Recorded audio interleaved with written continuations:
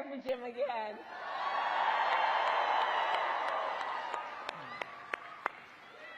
Oh, it's good to be back. Hey, everybody. Hey, Green Bay. Hi, everybody. Hey, so many of you may know, when I was 5 years old, we lived in Wisconsin. My parents taught for a short time here, and now every time I land, Governor Evers will meet me and he'll say, "Welcome home." But it's so good to be back with everyone, and thank you all for taking the time out of your busy lives to be here this evening. Thank you all. Thank you. Thank you. Thank you. Thank you. And it's great to be with just this incredible group of leaders, including, of course, Ben Wickler, chair of the Wisconsin Democratic Party. There he is, Ben. Kristen Larley, who we need to send to the United States Congress.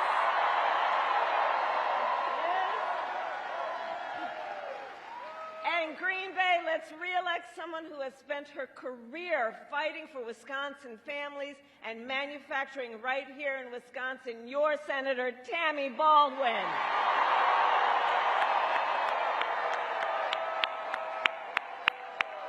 We need her back in D.C. We are also joined by tribal leaders, including President Holsey, who is here from the Stockbridge-Muncie Band of Mohican Indians. And I will say, Madam President, that I strongly believe that the relationship between tribal nations and the United States is sacred, and that we must honor tribal sovereignty, embrace trust and treaty obligations, and ensure tribal self-determination. And as President, I will defend those principles.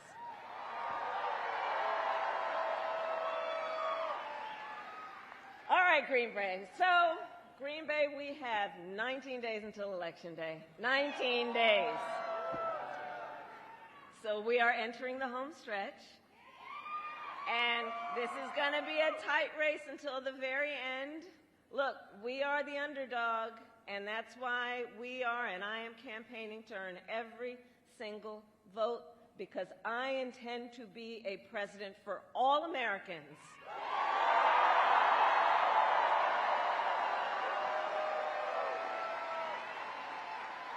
No matter their political party, where they live, or where they get their news.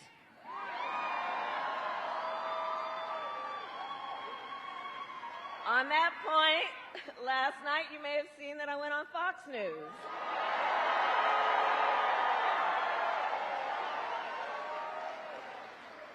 Meanwhile, Donald Trump joined a Univision town hall yesterday, where a voter asked him about January 6th. Okay, now we here know January 6th was a tragic day for our country.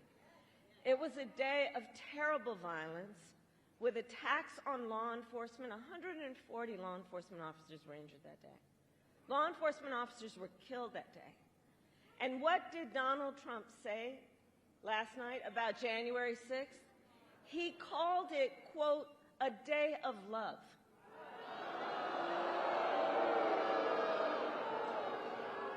And we are all clear. The American people are exhausted with his gaslighting. Exhausted.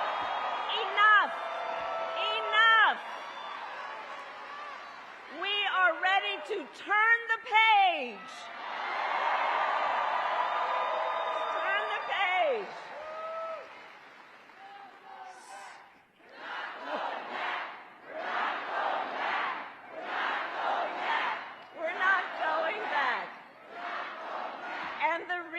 Wisconsin is because we know this election is about two very different visions for our country. One that is focused on the past, his, and ours that is focused on the future. On the future. Because we know America is ready for a new way forward, ready for a new, optimistic generation of leadership. All of us. It's all of us.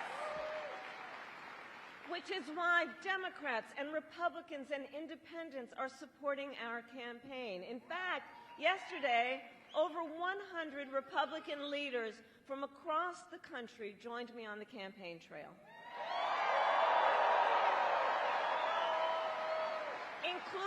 Including some who had previously served in Trump's administration.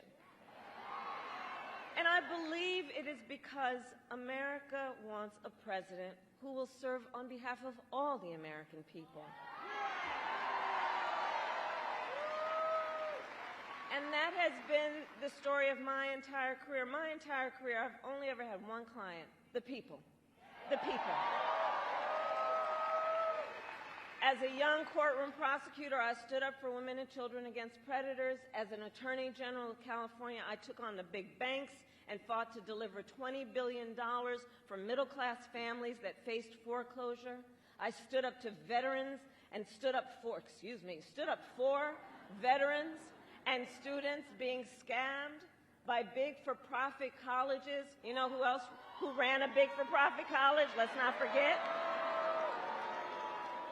And I stood up for those veterans and students who were being scammed by for-profit colleges that were trying to rip them from their dreams and charge them, producing nothing in return. I have stood up for workers who have been cheated out of the wages they were due. I have stood up for seniors who are facing elder abuse. And as president, I will always fight for the American people. I will always fight for the American people. And together, we will build a brighter future for our nation. Together.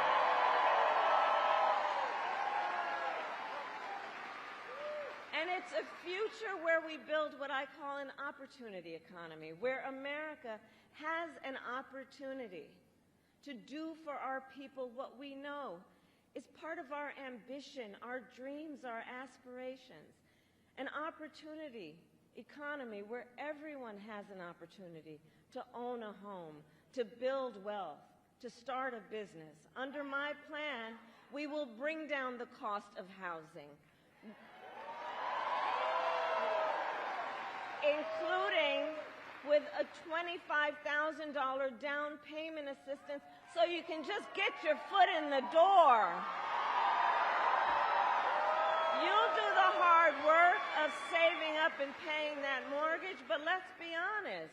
You know, the American dream, well, that was real for generations past, but not so much within the reach of people right now. And we got to deal with the real challenges that people are facing right now if we're going to invest in the future. Part of my plan is about helping entrepreneurs start and grow small businesses.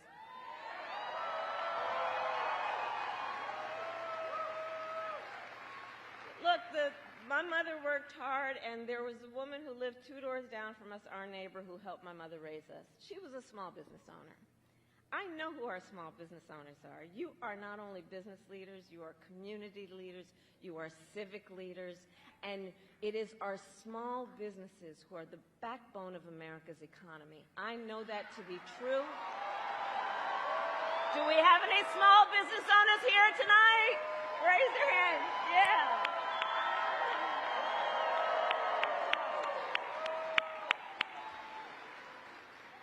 Under my plan, we will expand Medicare to cover home health care for seniors. Again, this is based on what I personally know. So look, when my mother was sick, I took care of her.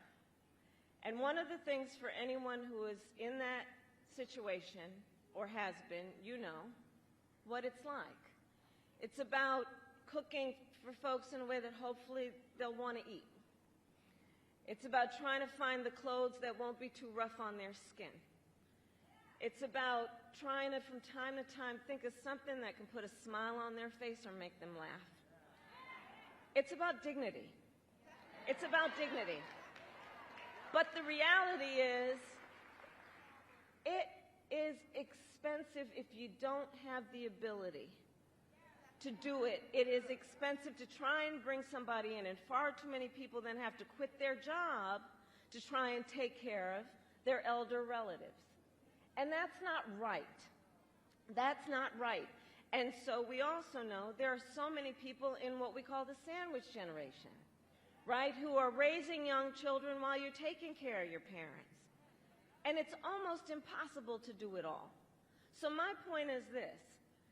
Either, under the current system, you pay down and lose all your savings so you can qualify for Medicaid, or, you know what I'm saying, either you have to give it all up and to be able to qualify for Medicaid, or you're going to have to quit your job or somehow figure out how you can afford to bring in help. So my plan is that instead, we're going to have Medicare cover home health care for those who need it.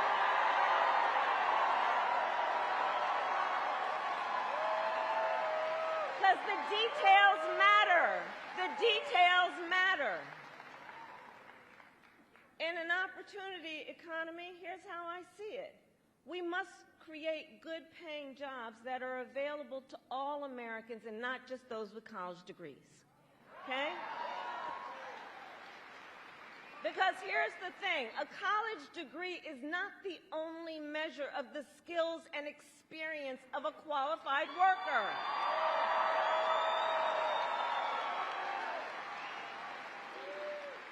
Which is why, as president, I will get rid of unnecessary degree requirements for federal jobs, and I will challenge the private sector to do the same.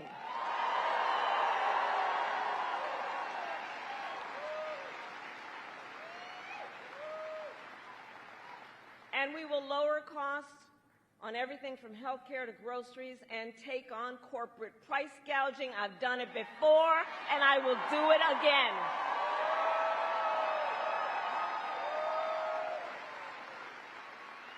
My plan will also give a middle-class tax cut to 100 million Americans, including $6,000 during the first year of your child's life. Because here's the thing.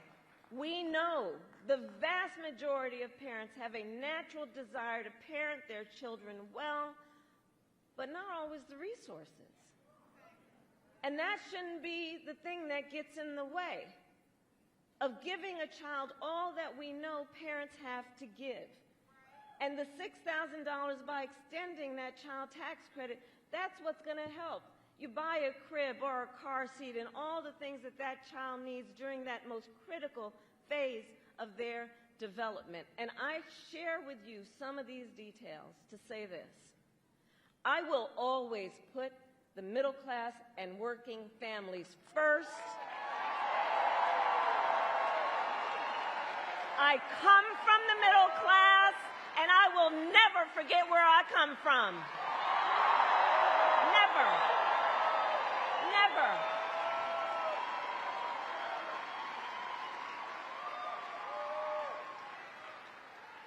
Now, Donald Trump has a different plan. Just Google Project 2025. You know, I mean, I keep saying this, but I can't believe they put that thing in writing. You know, and they didn't just put it in writing. They bound it, and then they handed it out. And if you read it, look, it's a detailed and dangerous blueprint for what he will do if he is elected president. You know, many of you have heard me say, I do believe that Donald Trump is an unserious man, but the consequences of him being president again are brutally serious. Brutally serious.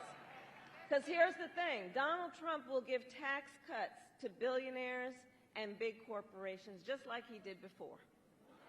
He will cut Social Security and Medicare and get rid of the $35 cap on insulin for seniors. Check this out when you look at Project 2025. He will make it easier for companies to deny overtime pay for workers. And he will impose what I call a Trump sales tax, which is at least a 20% tax on everyday basic necessities, which economists have estimated will cost the average American over $4,000 more a year. And on top of all of this, Donald Trump intends to end the Affordable Care Act. And he has no plan to replace it. So you watch the debate. He has, quote, concepts of a plan.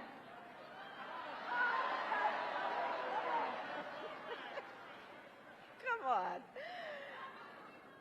But again, it's a serious issue because here's the thing. He's going to then threaten health insurance coverage for 45 million Americans based on a concept?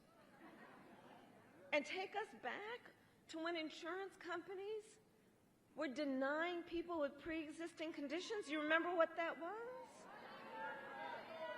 Well, we are not going back. We are not going back. We are not going back.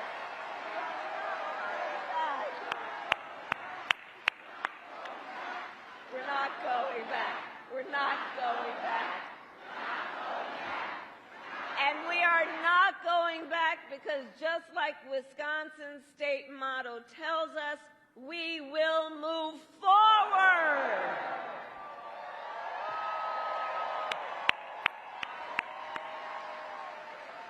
Because ours is a fight for the future, and it is a fight for freedom. Like the fundamental freedom of a woman to make decisions about her own body and not have her government tell her what to do. And no matter how he'd like to gaslight us, we are clear about how we got here. Donald Trump hand-selected 3 members of the United States Supreme Court with the intention that they would undo the protections of Roe v. Wade, and they did as he intended. And now in America, 1 in 3 women live in a state with a Trump abortion ban. And you've heard the stories, awful stories, painful stories, of the experiences people have been having since that came down. I mean, think about it. Some of these states, there's no exception even for rape or incest, which means telling a survivor of a violation to their body that they have no right to make a decision about what happens to their body next. That's immoral. That's immoral. And let us agree, one does not have to abandon their faith or deeply held beliefs to agree. The government should not be telling her what to do. Not the government.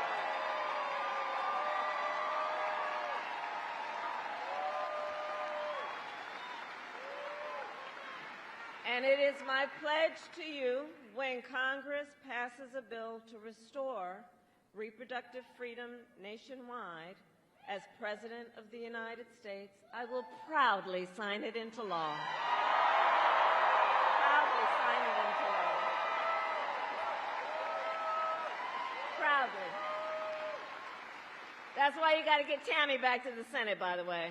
Okay?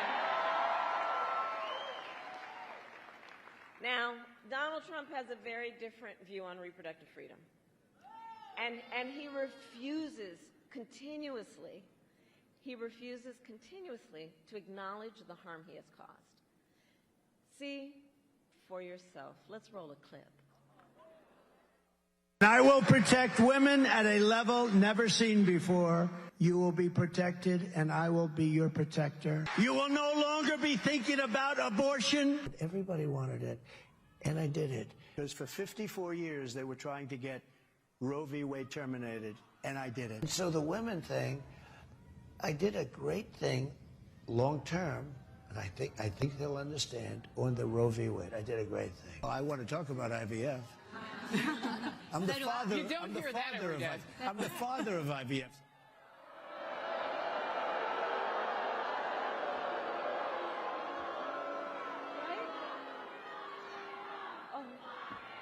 Okay. The courts will take care of that. Let's take care of November. Okay? We'll take care of November. Now, I mean, seriously. So, first of all, no, Donald, everybody did not want Roe v. Wade to be overturned. Women are dying of sepsis because they cannot get the health care they need. They did not want this. Couples just trying to grow their family are being cut off in the middle of IVF treatments. They did not want this. And now, I mean, it just gets more unbelievable sometimes. And now the man calls himself the father of IVF? I mean, what does that even mean? And all of that, well, he is the one who, by the way, is responsible for it being at risk in the first place. And what is sadly interesting, I think, is that when you listen to Donald Trump talk, it becomes increasingly clear, I think, he has no idea what he's talking about when it comes to the health care of women in America.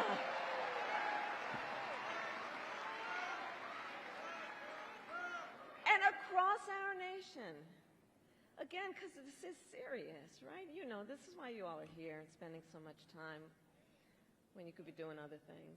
Listen, across our nation, we are witnessing a full-on assault on other and additional hard-fought, hard-won freedoms and rights, like the freedom to vote. You see what's happening around our country. Attacks on the freedom to join a union. Attacks on the freedom to just be safe from gun violence.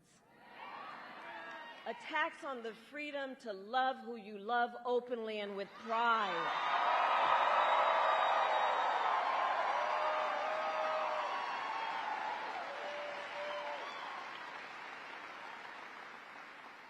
So much is on the line in this election.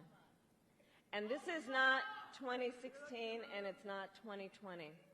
The stakes are even higher because a few months ago, the Supreme Court told the former president that he is effectively immune no matter what he does in the White House. Now, just imagine Donald Trump with no guardrails. Think about that. He who has vowed, if reelected, he will be a dictator on day one. That he will weaponize the Department of Justice against his political enemies. He who calls Americans who disagree with him the enemy from within, and says that if reelected, he would use the military to go after them. He who has called for the, quote, termination of the Constitution of the United States. And let us be very clear. Someone who suggests we should terminate the Constitution of the United States should never again stand behind the seal of the President of the United States. Never again. Never again. Never again.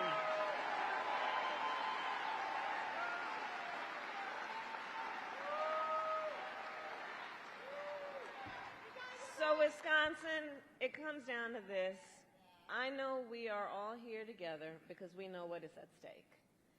And we are here together because we love our country. We love our country. And I do believe it is one of the highest forms of patriotism, of an expression of the love of our country to then fight for its ideals and to fight to realize the promise of America. And that's what we are doing.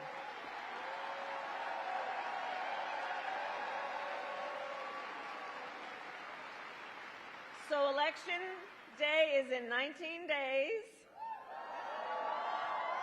And here in Wisconsin, early voting starts next Tuesday, October 22nd. So now is the time to make your plan to vote. And if you have received your ballot in the mail, please do not wait. Fill it out and return it today.